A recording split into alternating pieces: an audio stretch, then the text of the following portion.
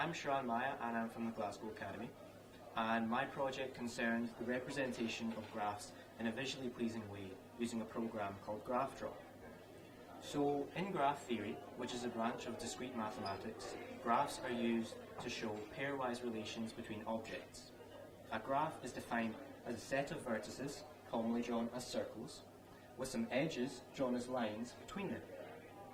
And they're used to model various different situations and networks. For example, the vertices could represent airports and the edges could show flights between them. Graph theory is applied in fields as varied as computer science, chemistry, biology, sociology, and so on. So the Department of Computer Science at the University of Glasgow was researching the properties of graphs of girth 5, that is, graphs which include no triangles and no squares. They were specifically looking at graphs with this property with vertices in the range 20 to 32.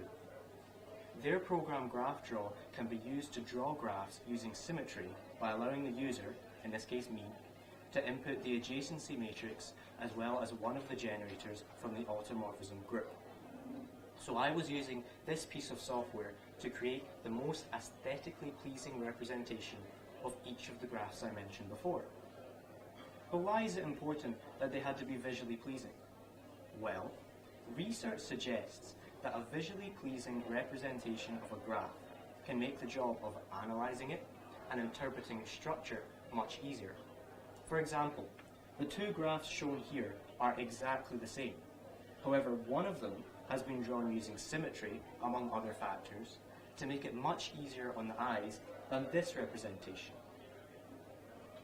Some of the other factors which could be taken into account when drawing a visually pleasing graph include arranging the vertices on a known geometrical shape, such as the circle, or minimizing the number of edge crossings, as this makes it easier to discern edges from each other. Now, the program GraphDraw is actually quite new, and I was also given the task of evaluating it. Some of my suggestions for improvements included some basic functions to allow the user to manipulate the current graph being drawn. For example, the ability to move or remove a vertex, or even to rotate the entire graph. One particular function which I thought would be especially useful would be the ability to save a vector-based graphic of a graph. See, the main purpose of drawing these graphs was to include them in some textual format, a research paper, for example. Saving a bitmap image of a graph means the computer stores it as an array of pixels. And I'm sure everyone's familiar with the problem of trying to resize an image and having it appear kind of really blurry and pixelated. A vector graphic, on the other hand, is stored by saving the key shapes, and this means it can be resized without any loss of quality.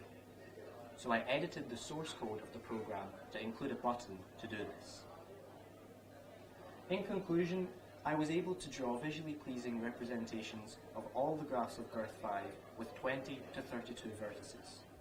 These results will be included in a larger research project being done by the department. The evaluation of their program GraphDraw suggested that it still needs some improvement in addition to the ones included in this project, but hopefully it can become a much more user-friendly method of representing graphs in the future. The research of these graphs is still ongoing at the University of Glasgow. Thank you.